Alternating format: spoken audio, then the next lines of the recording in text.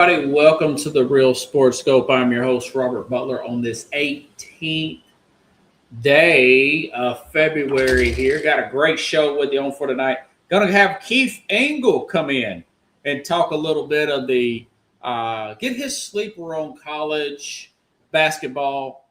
We're at the 18th of February. What's his sleeper in the college basketball Final Four? Also, get his take on what he thinks about junior colleges. Because this is a big case here that could potentially be if, for whatever reason, Joey Aguilar, who is not going to do the whole combine, he's going to do a few days at the combine.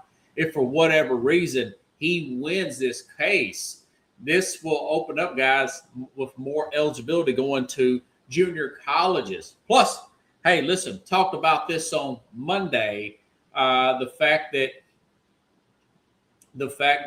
there has been more talk about just doing away with the NBA draft. That would be really interesting. What a huge thing in the wild world of sports. And, of course, the Dolphins. Dolphins doing a lot of restructuring. And what are they going to do with Tua? Are there three quarterbacks that we talked about in the preseason of the college football game that our stock is actually dropping? What are those three quarterbacks? Their stock has dropped so much they could become actually bargain plays. I'll talk about that here shortly. Stand by. We'll take our first and only break and hit the ground running here on the Real Sports Scope. Hello, Sports Scope followers. The program has seen tremendous growth since going 5 days a week. I just wanted to thank everybody for your cash contributions and sharing the program with friends and families. Just a reminder, if you want to contribute to the program, go to the Cash App, the cash sign, and Sports Scope. There are other ways to contribute to the program listed at the bottom of the screen. If you want to advertise on the program, go to Sports, that is Sports with an S, another S, Scope, SKOPE, at gmail.com, just like it's listed at the bottom of the screen. Thank you and enjoy the program. All righty then, I'm back here live on all week. Oh, by the way, want to get a shout out to a new subscriber here, my man Tony, who picked up an Uber today. Tony is a carrier driver like myself. He's more of a distant guy, drives a box truck. I hope you're listening, buddy. Great conversation there. Shout out to you, man. Be careful out there on the road, talking about ice stories and ice road trucking and everything. It's people like him, myself, actually, listen, it's pretty dangerous out there on these roads. You got to be thankful of your truck drivers, your Uber drivers, your Lyft drivers, even the cab drivers, folks, getting people and things, places where they need to go, especially here in the wintertime when these weather is treacherous. Yeah, they get paid, but it can be a lot of anxiety. So shout out to Tony there. Appreciate the subscribe. Hope I can provide you some good entertainment tonight while you're on them roads out to, I think you said Virginia somewhere, brother. Okay. Little public service announcement, and of course, a little thank you there for myself. All right. Now, since the last time I talked to you, Dolphins, no real surprise here, cut Tyreek Hill. They also cut Bradley Chubb, even Nikhil Westbrook, who, listen, Nikhil Westbrook is here out of the Titans area. I thought the Titans maybe should have re-signed him. Maybe they could get him. This guy's a solid receiver with Tennessee. I'm surprised that they cut him after just signing him after only 1 year. But they're cleaning up a lot of cap space here. And, of course, the $64,000 question is, what are they going to do with Tua? Tua, $56.4 million cap hit. Remember, he was benched last year for Quinn Ewers towards the end of the season. A lot of that indications maybe they're going to move off Tua. Well, I looked into it, and, of course, they can't. If they release him, you talk about a crazy dead cap number of $99 million. Now, they could spread it out this would be pretty dirty of them, but they could spread it out and cut him post June 1st, and he would be a little bit behind on his new team as far as catching up in their playbook or whatever. But Tua essentially would be you would split $99 million in half. I don't think they'll do that. I think that they're still contemplating on what to do, per se. Like I said, they still got Quinn Ewers there as the backup. That being said, listen. I think that they're probably going to keep Tua for this year on the roster, if you ask me. I think they'll because of this money. I mean, this is insane. You got Jeff Hafley there. I mean, if they cut Tua, I mean, what does that say for the new coaching staff? I mean, you're the guy starting off with one hand tied behind his back. If you're going to come into a season with a yes, you heard that right, a $90 million dead cap hit, if they cut him, are you going to get somebody to take on Tua's contract? I mean, I don't think so. Listen, I like Tua, good guy, very accurate. The problem with Tua is he gets hurt often, and he's not very flexible in the pocket. He's an undersized quarterback, so there's a lot of strikes there. He can't get away, and he's undersized, and he has his I think he did a pretty good job this year of staying relatively healthy, per se. But anyways, I think that they're probably going to bring in another quarterback. So let's go back to the quarterbacks that I was talking about here. Going back to the beginning of the last football season and the college game, which I'm going to bring up with my guest, Keith Engel from TGI Sports coming up, who knows the heck out of college football. Please stand by, folks, for him when he comes on 30 minutes into the hour. But guys like, for example, Garrett Nussmeier from LSU, I was looking back at some of his history here. Yeah, he was considered potentially number 1 overall pick before the season started, a top 10 prospect, pretty much a lock. But, I looked this up off of the Google AI, and I knew this stuff already, but I want to I always like to cross-reference myself. 6 sources here, 6 sources that they come up with saying that it was an injury-plagued season. Now he's going to be second round or lower, potentially. One article I said he could be a day 3 guy, potentially going to this Dolphins team at 87th pick overall, something like that of that nature. That is a major fall. Now, mind you, same thing with Drew Lock, or not Drew Lock. I don't know where I got Cade Klubnik, excuse me.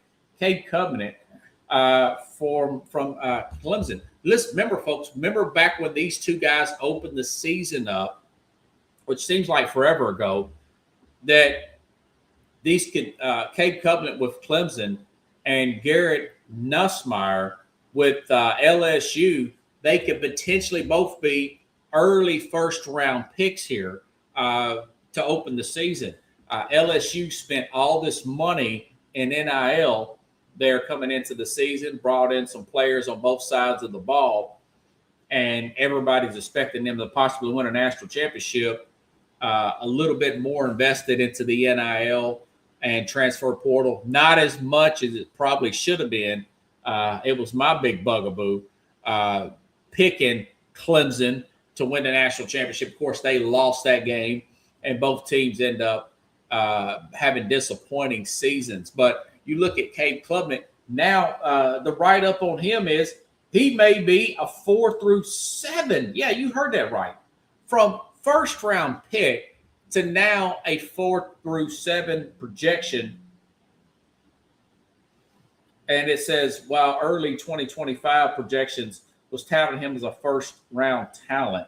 I thought he had a quick release coming in to last season here. They were in some shootouts. They just don't have the defense they used to. Clemson does. I mean, they just don't have the players overall. Although, and you could tell that it seems to be wearing short there, putting it nicely with Dabo Swinney, although I do like Dabo Swinney. And the other guy, I know he got injured, but listen, Drew Aller from Penn State was the other one. Drew Aller, 6'5", 240, got the big build. I always thought that this is what a lot of the analysts are saying. Here's the write-up on it. Drew Aller from Penn State, primary player for 2026 draft. Stocks fluctuated from first-round consideration early in his career to projected day 2 to 3, or early day 3 pick, hampered by a season-ending injury. Of course, he did get injured last year, and of course, his stock is way down now. Now he also could be a day 3 or day 4. So you got 3 guys right there who now be. Now we're talking February 18th, where they're going to have the combine coming up next week, not this weekend, but early next week. The combine's going to start, and then you're going to have pro days, and of course the NFL draft coming up in April, which I'm working on right now to put together a monster show with the Mad New Yorker. But also we're going to work on getting some guests in here, maybe get Jim Jeffcoat from a Dallas Cowboy, get Jason Patterson here from the Kansas City Chief reporter. So it's looking to be maybe get my man Rich Ferris to come in, talk a little Titans, get a report from him. So anyways, all right. So I digress. So you got Drew Aller and of course from Penn State, Garrett Musnauer. What have those 2 guys got in common? Their 2 head coaches were fired. They were once perceived, in air quotes, perceived to be first-round picks. And now they're perceived to be day 2, maybe day 3, maybe farther back type of picks. And you gotta wonder if the success, the lack there of success of the team is really hurting their stock chances. Listen, the greatest prospect, not player, one of the greatest players of all time for some of you younger audiences is in John Elway. John Elway never got to a bowl game, folks. A bowl game at Stanford. Great documentary on John Elway on Netflix if you got a chance to see it, for you football historians. Really good stuff there. But listen, this guy never got to a bowl game. One of the first overall pick, one of the greatest prospects of all time. 5-time Super Bowl, 5 Super Bowls, won 2 of them, won the last 2. So you got to look at success of the team or lack thereof it. So they had 2 coaches there of the 3 that had gotten fired. Brian Kelly and of course James Franklin. Brian Kelly at LSU, and of course James Franklin there at Penn State. And then you got Cade Klubnik with Dabo Swinney up there at Clemson. You got him, who is reluctant to go all in on NIL transfer portal, and you could see that it's really hurting their football team. So it feels like these guys are underrated. It really does. So I do think that possibly, due to the numbers, a very good possibility that the Miami Dolphins situation is going to be very much similar to the Cleveland Browns situation, where they're going to have 3-4 quarterbacks in-house. They're going to have Quinn Ewers, Tua, and they're going to draft one of these guys. They'll probably draft Aller and probably Nussmeier, or of course Klubnik, because Aller's going to be coming into the season injured anyways. And of course, I would compare him to a J.J. McCarthy. That's not a good comparison. Too many runs, not enough called passes, and plus you got to see how he's going to recover from that injury and whatnot. So that's going to be an interesting story to follow going ahead. If you're a Dolphins fan, you're just like, well, we're going to punt on this season and look forward to next season. But hey, listen, these guys what if these guys can come in here and take over like gangbusters? Maybe it could be a guy like a Russell Wilson when he was a rookie drafted, or somebody like that, or even a Bo Nix, then play well right off the bat. So we'll see. A lot of these guys, a lot of experience with all three of these quarterbacks here. So it's not a situation like a Ty Simpson, who was projected to go further ahead, who's only got like 15 starts. And of course, we know Fernando Mendoza is likely to be the number one overall pick, and he's ultimately the top quarterback prospect here. But interesting storyline down south in the Miami area. Okay, what else do I have? Listen, this NBA tanking, I talked about it on Sunday or Monday's program. NBA tanking has become a major topic. NBA reporter, this is guys very respected, longtime journalist.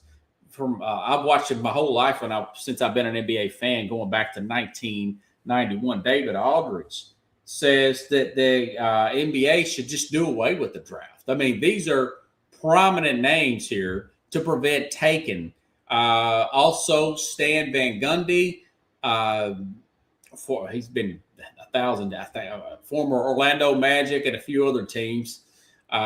He says because you've got a salary cap, he thinks that you should do away with the tanking. And now Mark Cuban, former owner of the Mavericks, he's saying that the team should embrace tanking.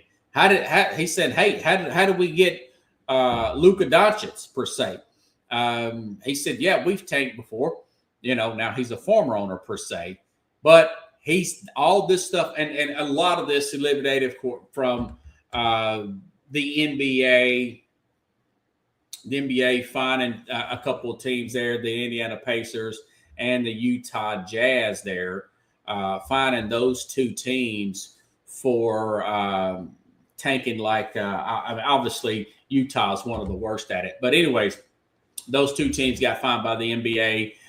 We go through this, Colin Cowherd mentioned it earlier on his program that, we go through this every single year. It seems like here recently, when you've got that downside, like a week after the Super Bowl and before the week of the All-Star break, there's not a lot of actual games going on.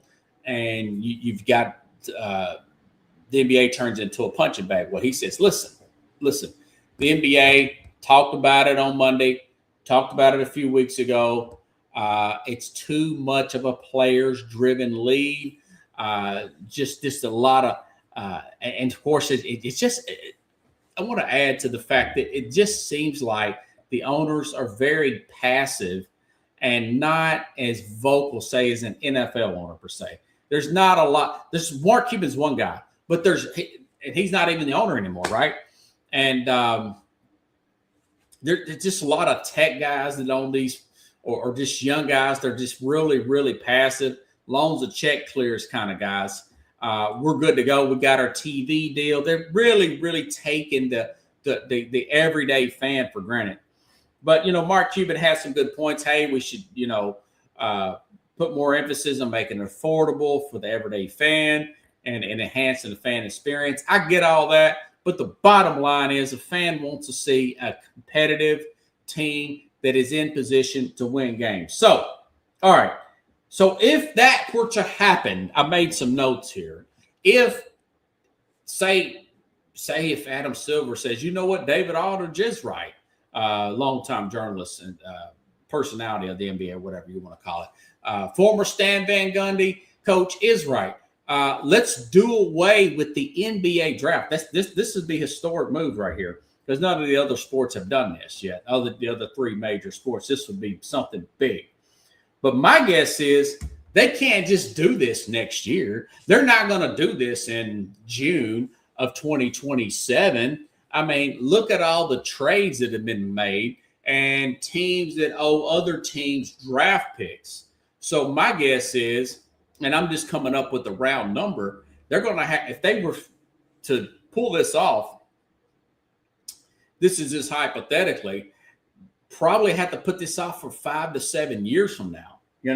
So all these deals can be teams can be properly compensated because they gave up players. Remember the Lakers, or the Mavericks. The Lakers owe the Mavericks a draft pick. I almost say like 2029 or something like that. So, and there's all types of issues like that where teams want to get those picks. But anyways, so whatever that date is, whatever they could come up with, whether it be the commissioner, the players union, whatever, ownership, all the above.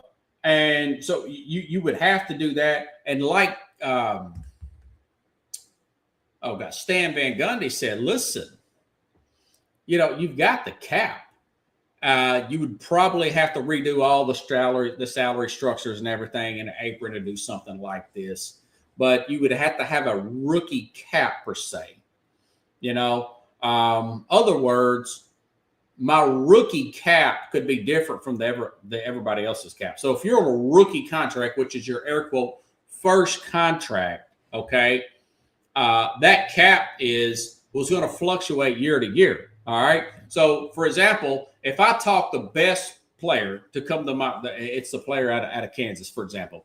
If I talk him into coming in to play for Memphis, I'm out of Nashville, so Tennessee, play for the Memphis Grizzlies, and he signs with us, okay? We give him, say, $50 million. Say the cap for rookies is like $125 million. Well, other words, I really can't keep drafting the number one. I can't talk the number one guy into coming to my organization every single year. I'll be busted on the cap. I'm going to have some depth players here. So it would be very difficult for me to do that. So you would have to spread it out throughout the league that way.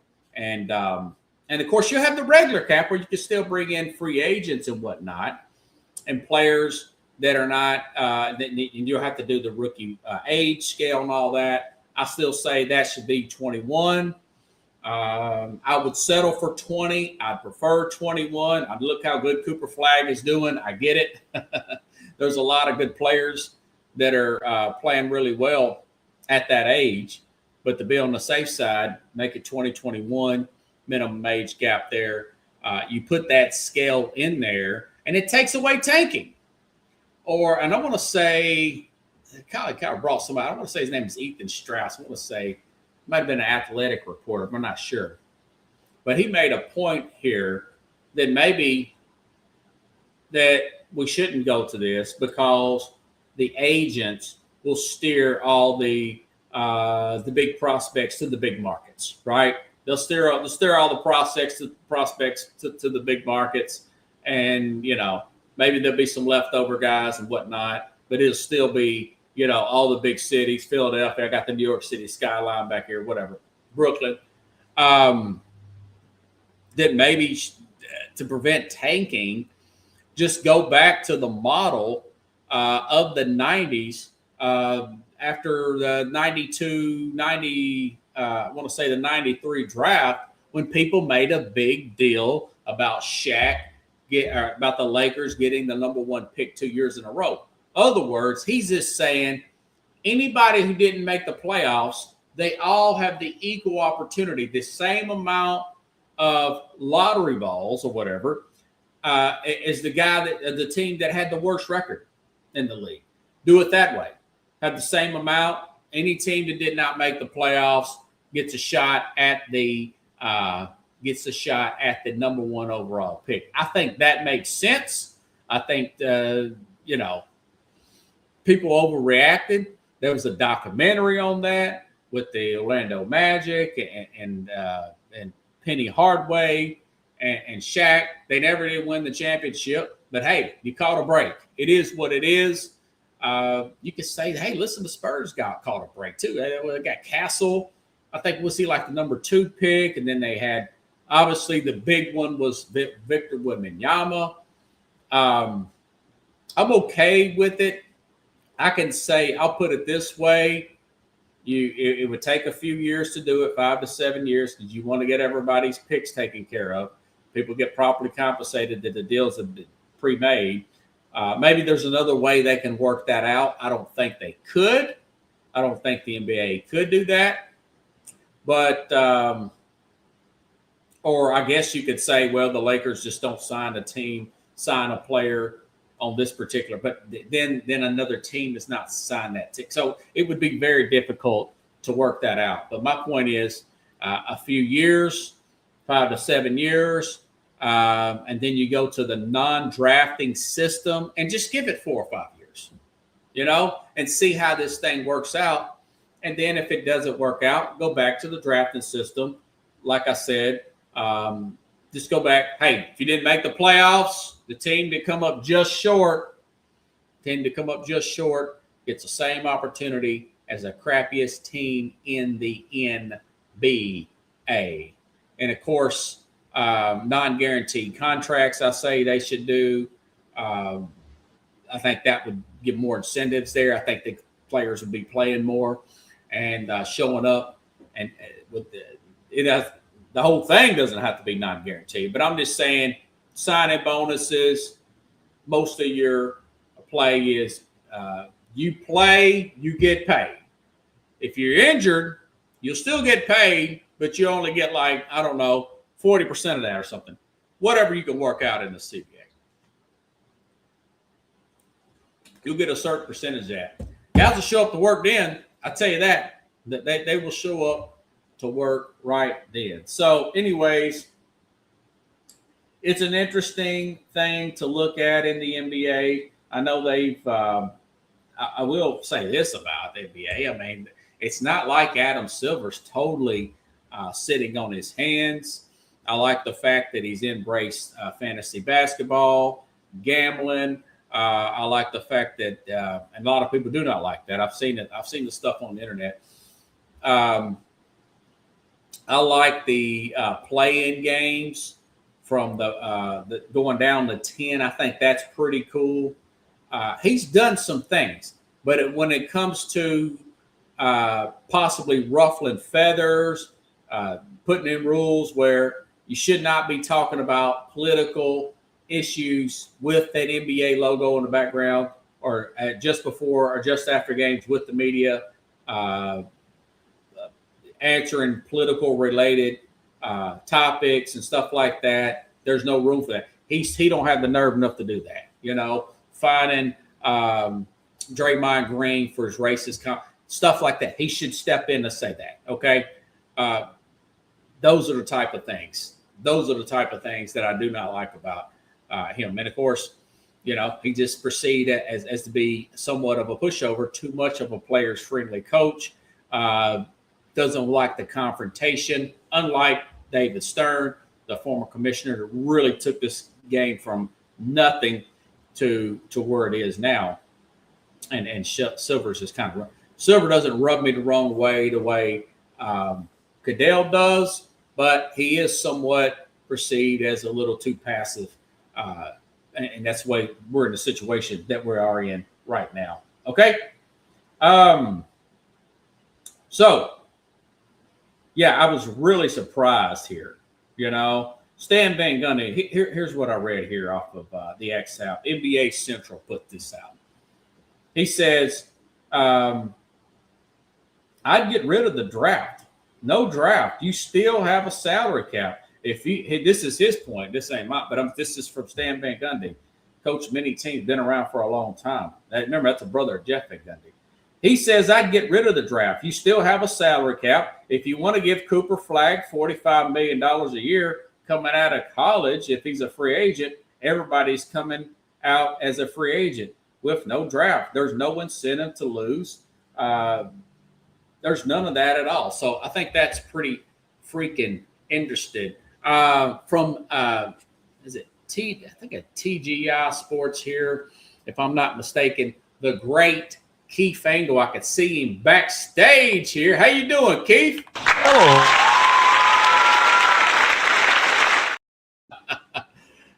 Something? When I'm in the middle of a rant and I see you back there, and I know you're pretty well versed on just about anything, one of those all-purpose players, do you think because of this tanking issues came up, do you think that it would be possible for the NBA to pull off not having a draft? No, I don't think so. I mean, Well, I guess the salary cap, and he's right. The salary cap would have come into play, but Yeah. I mean, I would still think that the haves would have a better chance than the have-nots. Cooper Flagg may not be playing in Dallas. He might be in LA, or he might be in. I mean, why would he go to Dallas? I mean, again, I could be wrong, but yeah.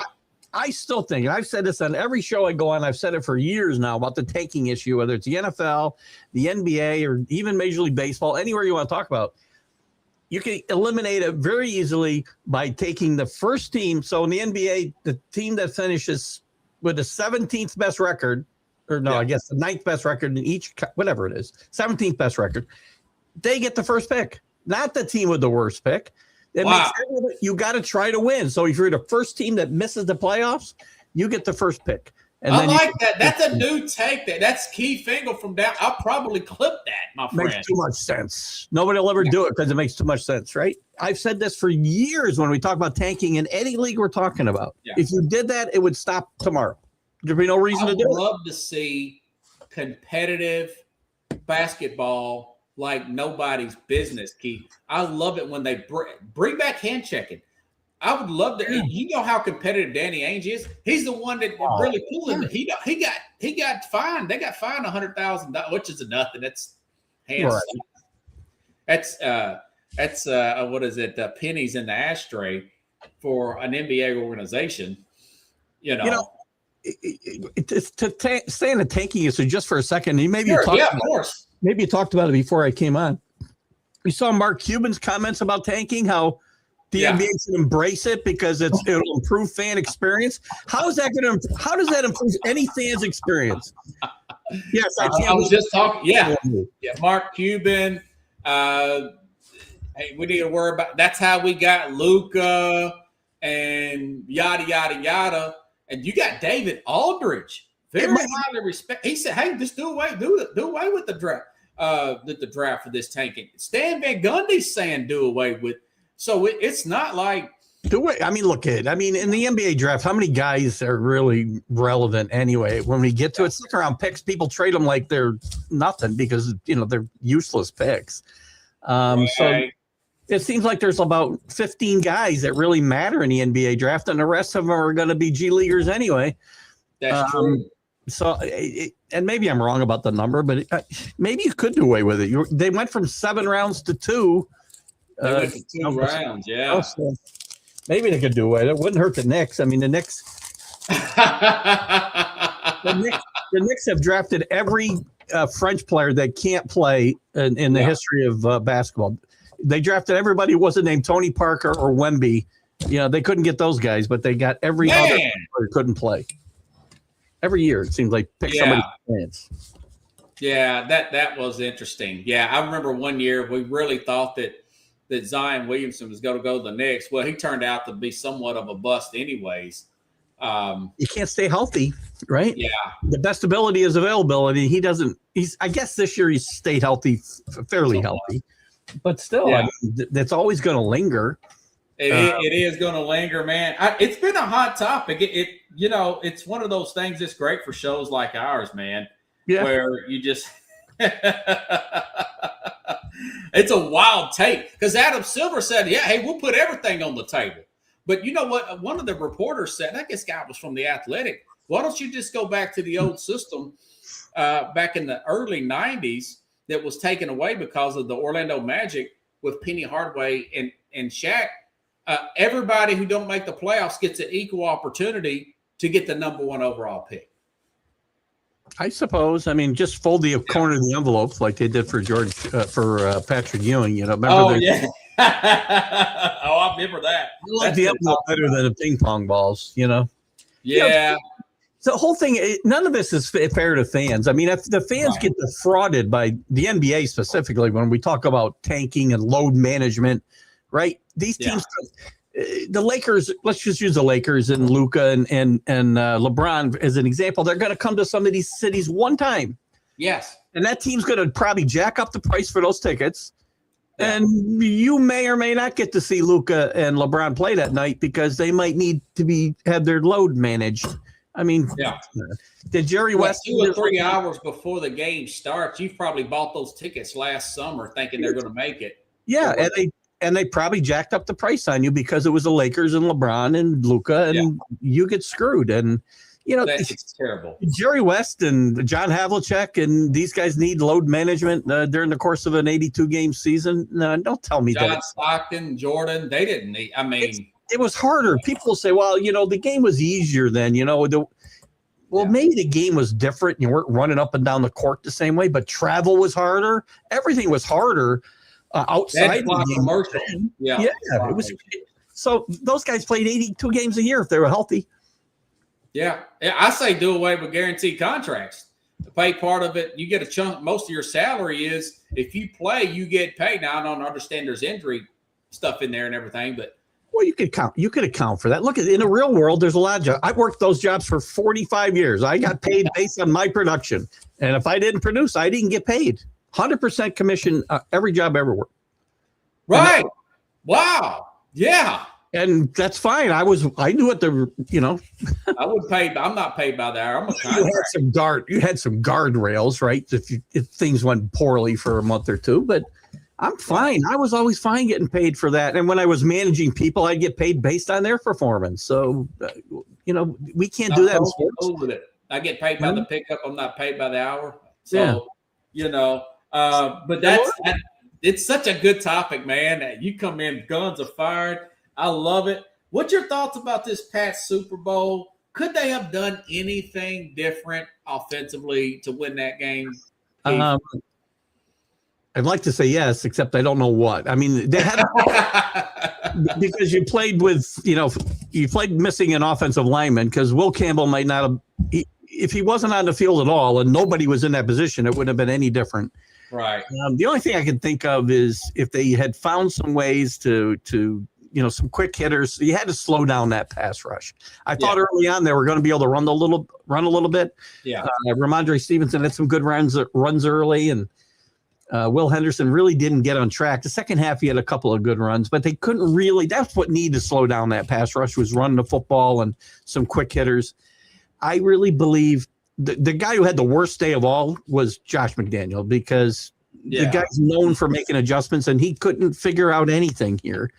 But part of it was because as much as I love the guy, he's a second-year quarterback, and Drake May got him rattled in this game early. The pass rush just rattled him, and I think the game sped up too much for him. And, once that happens, it was downhill. It didn't turn into a disaster. It could have. I mean, if it wasn't for Christian Gonzalez, this game might have been a huge blow because he made 3 great plays. He did, didn't he? The Patriots defense played well. I mean, Walker ran for a lot of yards, but they didn't give up touchdowns until late. The Patriots were still in the game in the third quarter.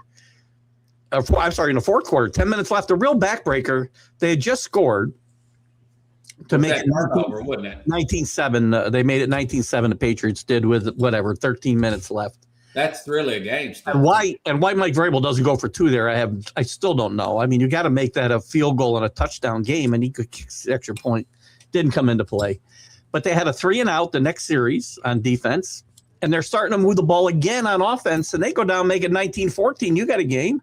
You got a game. Minutes, maybe 8 minutes left, whatever. But then he throws this horrible interception down the field over the middle late, and it was just that's the kind of day it was. It's funny, Robert, I've told people since then that this wasn't – I didn't feel that this was a what's the word I used? I wasn't distraught over these losses. I was disappointed they played so badly. I'm not disappointed they lost because Seattle's a really, really good football team, and we found that out in that game. We did. I don't think the Patriots were necessarily exposed. I think we found out how good the Seahawks are. Patriots have some issues. That's an interesting point.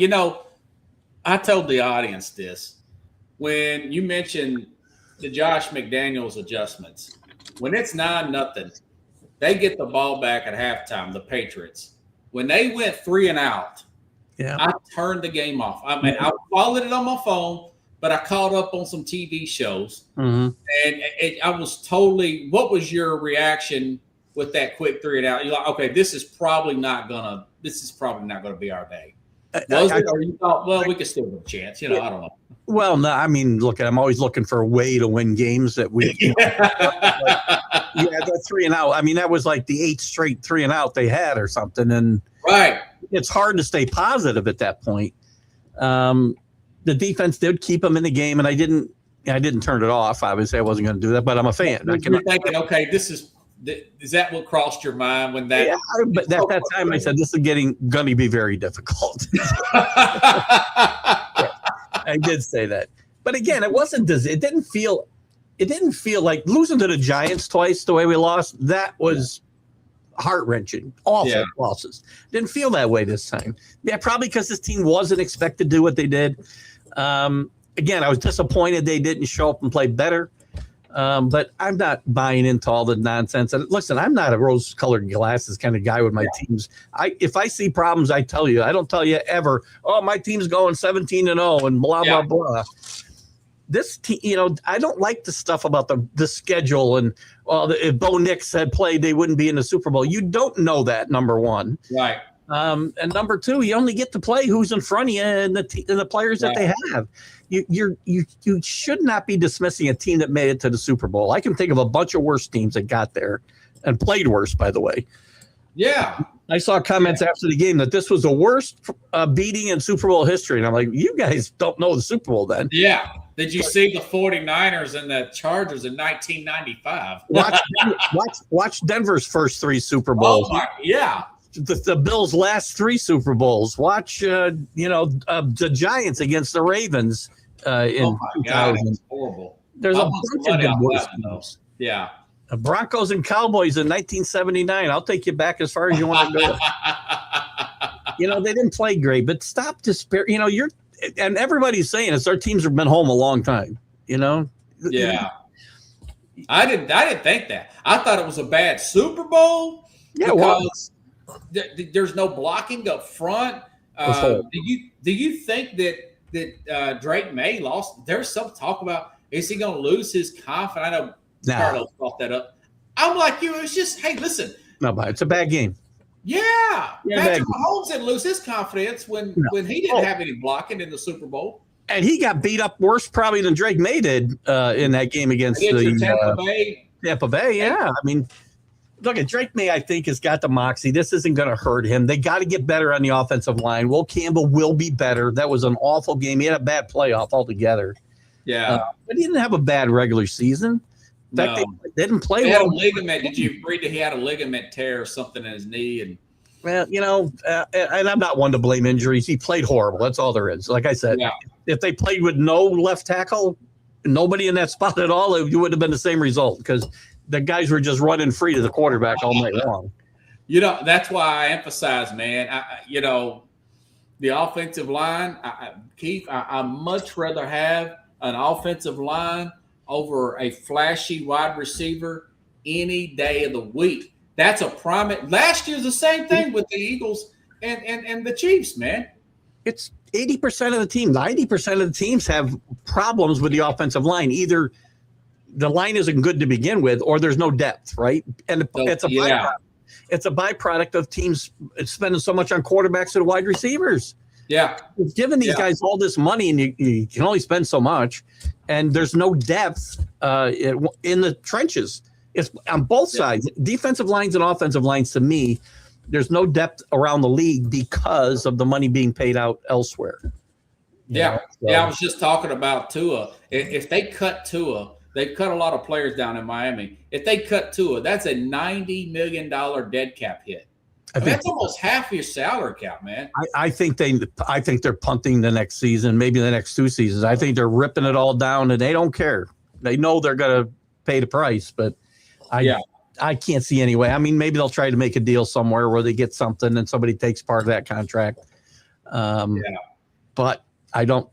He's gone one way or the other. I think that Tyreek Hill, that tells you all you need to know. Tua is going to be gone. Yeah, or he hang around for $54 million. And that leads me to the next point I want to ask you. Do you agree that Mendoza is going to be the number 1 pick, and is he the top prospect this year?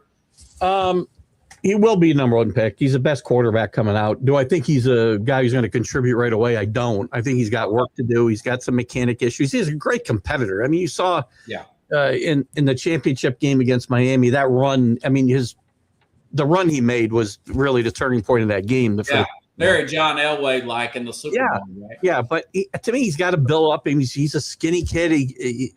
I don't think he can withstand the rigors of a 17-game NFL season, and I think he's got some work to do footwork-wise, and similar to Cam Ward. He does. Straighten up some mechanics, but this is a very weak quarterback class. I mean, he's by far the best. I think there's better guys. You need a quarterback. I always say quarterbacks too many quarterbacks get taken in the first round. First rounders win Super Bowls. They do. But most of them don't. 8%. I say this number all the time. Since 1966 in the start of the common draft, or 67, 8% of the guys taken number one as quarterbacks, and number one first round, 8% have won Super Bowls. Wow. That's a small number. Now that doesn't mean you don't need a first round quarterback to win the Super Bowls, because you do. Most of them are first round picks, not all. See Tom Brady. But I mean, 1983 in our lifetime is looked at as like the best quarterback draft ever, right? Right. One guy won a Super Bowl from that draft. That's a really good point. One guy, John Elway. He's the only guy. And it took him forever. Didn't think he was going to do it. And, that goes back to my point going back to Miami. You look at guys before the season started, talking about college. Garrett Nussmeier, top 10 pick possibly. This is what the hype was. Drew Aller, first round pick. Cade Klubnik from Clemson. I looked this up before this morning. These guys are now considered day 2, day 3. 4 to 7th round, especially Aller because he got hurt. Are these guys now underrated, Keith?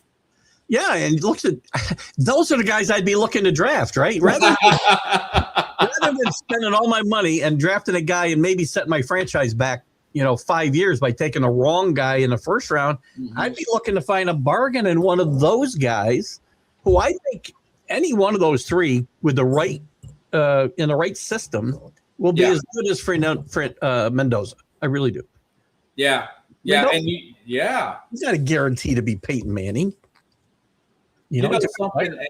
Somebody's got to really, nothing against Sam Darnold, but he's got a very modest, team-friendly deal. You think these teams are going to somehow try to figure out a way, just build the team up. Could you imagine the Jets taking Ty Simpson with the number 2 overall pick with 15 starts? That would be crazy, Keith. That would be nuts. It'd be nuts if they took him at 16 or 17, whenever they're second. And he's probably going to get taken there too, right? It's possible, yes. But he's a day 2 at best quarterback to me. Yeah. Other than those, these guys all fall in the 30 to 40 range to me. Him and I'm trying to think of, there's somebody else. There's one other guy that I like a lot, but not early. I want to get him late. Yeah. Right. I was trying to think of another one, but those three, and throw in Mendoza and Ty Simpson. Remember, Sellers came back. Now, next year, of course, we said this year before, you got Arch Manning, you got Dante Moore. Ty Simpson should have came back. He should have went to Alabama or somewhere. I was shocked Dante Moore didn't come out. Dante Moore, I think, has a better ceiling in the NFL than Mendoza. I think he looks stronger. I think he's got a better chance to make it in the long run and make it bigger. I think Mendoza will be a competent NFL player at some point. Yeah, but I think Moore was a better overall long-term pick. I just like the fact that Mendoza can throw you open. He's got those timing routes down, kind of those back shoulder, kind of like Joe Burrow did. Yeah, minus the players Burrow had. Yeah, I like his makeup a lot, actually, and I was shocked when he didn't come out because next year does look, again, the year out, anything can happen. We saw that this year. Arch Manning, look at if Arch Manning came out, people think he had this horrible year. He had a horrible start to the year. you look at his numbers; they're as good as anybody's in the country. At the very end, he was good, man. Yeah. He's better than he was. Better. He'd probably be the number one pick if he came out. Yeah. Let me ask you something here. Junior college, there's this big thing in court here in Tennessee with Joey Aguilar, the University of Tennessee quarterback. He's taken the NCAA to court stating that junior college shouldn't count as eligibility. And my argument is there's never been a junior college, keyword drafted to the NFL or win the Heisman. You know, true junior college. You're not talking about FCS, right? You're not talking not transfers, just straight up out of junior college. But when you say junior college, you mean a junior college, like a 2-year school, not Fair State, right? Where Tristan Chambliss came from Fair State, which is FCS, South. Right? Yeah. So that's not junior college though. That's just a level below the FBS level. That's all. So would you consider that eligibility? I consider it developmental key. I think that league, if it was truly like from a 2-year college and you want to say that's not eligibility, I get it. But there's very few kids. That's Aguilar went to a junior college, is what he's saying. Yeah, I don't know exactly where he was before, quite frankly. But if it was truly a junior college and not the FCS league, which is a step below the top league, then I would say that shouldn't count. That's what he's taken to court. So there's been a big buzz in the college football world about that. And just what's your thoughts, man? This is a new thing, right? We sue for everything. Right now, we're suing for more eligibility. He's suing for, I think, 6th year, right? Tristan Chambliss, Trinidad Chambliss was sued for a 6th year and got turned down. Medical red shirt that they said because they couldn't find he did play, but he's saying I didn't play. And because it's one of those lower schools that you can't figure it out. So it's really interesting. You see a lot of this play out. It shows you what money's there, right? Because now they want to stay in school and not get drafted. Because they're projected, Chambliss is projected to be like a 3rd-round pick. He's offered $5 million, and he's only going to make $2 million if he's a 3rd-round pick. Yeah, and unless you're Jack Hirsch, who's a big Jet fan and thinks he should have been the 2nd pick in the draft, but he's the only guy. He's the only guy. He's a guy who would be a good project to take in the 3rd round without a doubt. He might be better than all those other guys we talked about, Klubnik and Lar.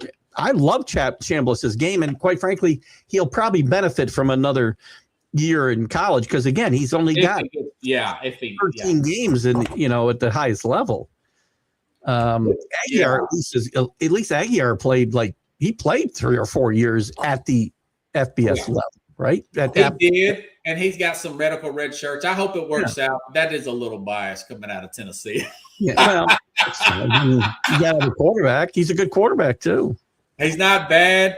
What's your thoughts about the college basketball game now compared to, say, pre-NIL transfer portal? What's as far as the quality of the game, man?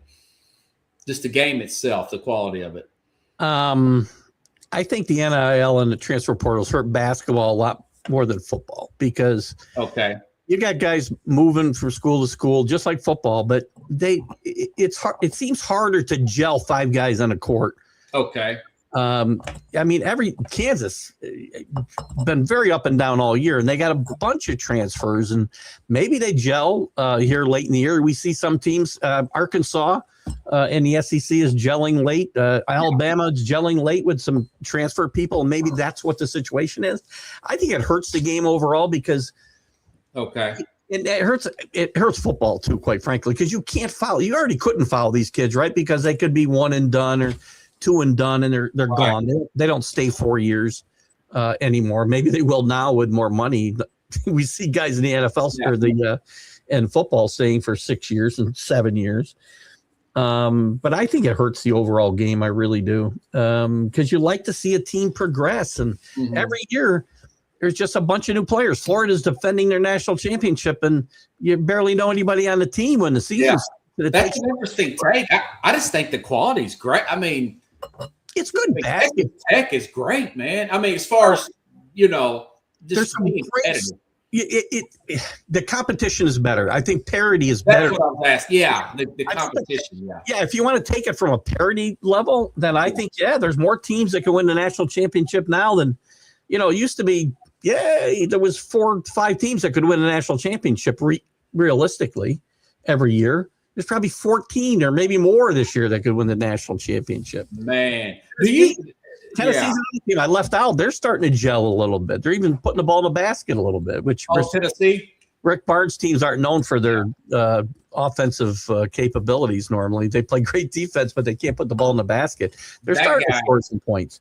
He's on my bleep list that rhymes with it because they blown 2 14-point leads to Kentucky. Keith, I know. Yeah, but it's a team that might. That's one of those teams. That's the thing with the NCAA tournament and the portal and everything. And as I said, teams gelling late.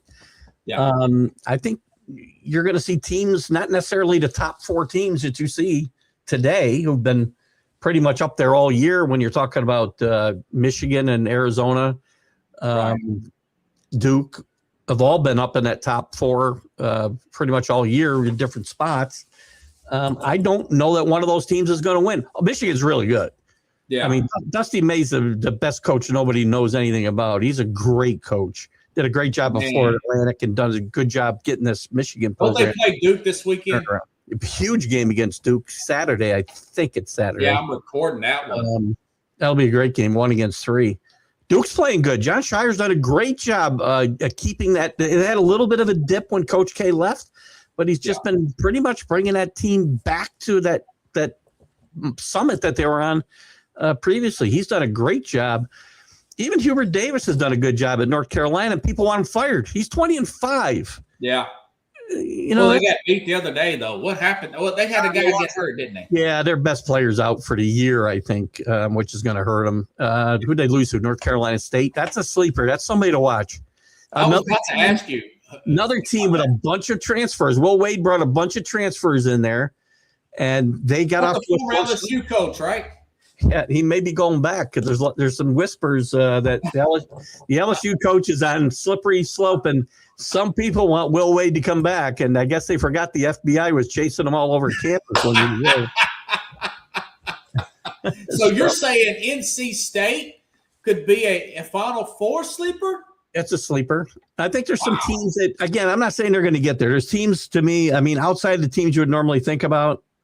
NC State's a team I would watch. Wisconsin had a tough loss to Ohio State, but I'd watch out. Wisconsin's the only team. Didn't they beat Michigan earlier? They beat 3 teams in the top 10 this year.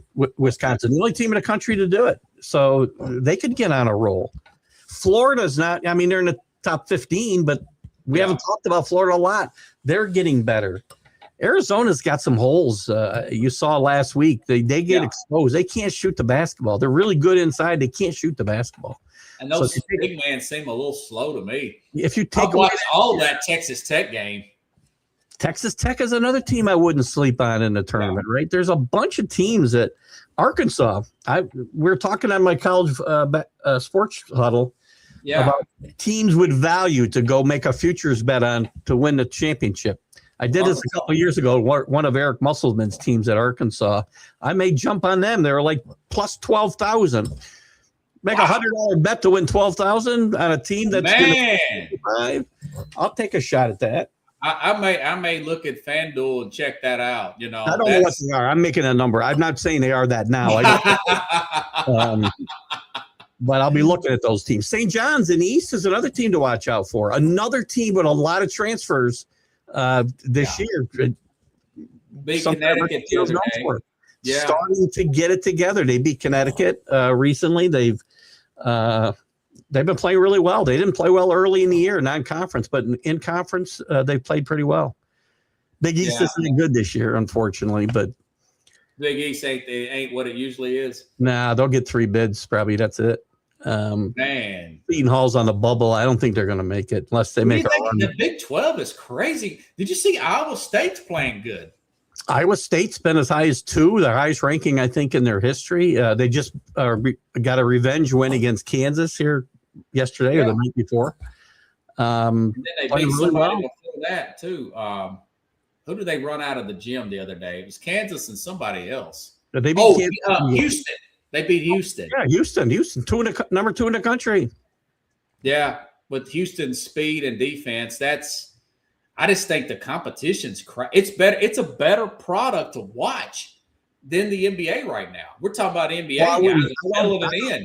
I don't doubt that. I mean, simply from a fan standpoint and watching and somebody who likes to get invested in stories and players, it's hard to do. I mean, college has been a coaches league for a long time, right? Not really a players league, but it's even more so now because you can't really get invested in players because they're gone like the wind. That is true. They change all the time, but from a parity level and competitive games, you're right. I think it is a better game than the NBA. I'll give you that for sure. Yeah, they're so loud and there's so much energy. College is such a better football. I mean, the energy level is something different on college campuses than it is in professional football stadiums. And I hope that stays, right? That's one thing I worry about. I'm a huge college sports fan. And I worry about when you don't have, if it just feels like Sunday, for instance, on Saturday with football or just another Tuesday night in the NBA and the Big East, then people are going to lose the passion that they have. I hope that doesn't happen. It hasn't happened yet. That energy level's still there, and I hope it remains as the money continues to get bigger. Wow. Keith Fangle, everybody. So how many shows are you on now? You're on like 1,000 shows, aren't you? I know. I'm on this one, so that's 1,001 this week, I guess. No, I have I've got 6 shows of my own that I do a week, and then there's a roundtable shows on the McGrath Podcast Network. We do the Unprofessional Professional show on Wednesday nights, and then the Sunday morning show. I do the roundtable there. Plus jump on with you now and again. Ralph Williams now and again. And love Ralph. He's great, man. Yeah. So how do they find? What's the best way from this? Maybe look you up on Facebook, Keith Fangle? You can if you go Google TJ Sports Talk, you're going to get me on Facebook or YouTube, and we're really going to start focusing on. I don't know where your focus is, but I got to get to YouTube. I got to get off Facebook. Facebook has turned into. They're real strict about any kind of music you put on there. Any kind of music. They're terrible with that. They're throttling the views, the shares I can do. They'll stop me from sharing the show. And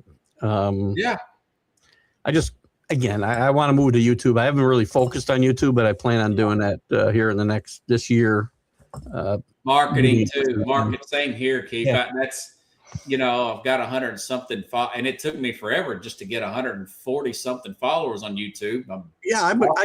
I've got like 3,000 on Facebook and 100 on. It's hard. It's very hard to get YouTube no focus to it either. So because I don't know how on Facebook you can figure out how to, for lack of a better word, manipulate the system, right, to bring in people to subscribe and people to view, but I have no idea how to do the same thing on Facebook. I got a guy who's one of my followers who I'm going to talk with in the next couple of weeks who has some expertise in that area, so we'll see how that works out. But I don't want to leave my Facebook people behind either, right? I've built an audience. I don't want them to go away.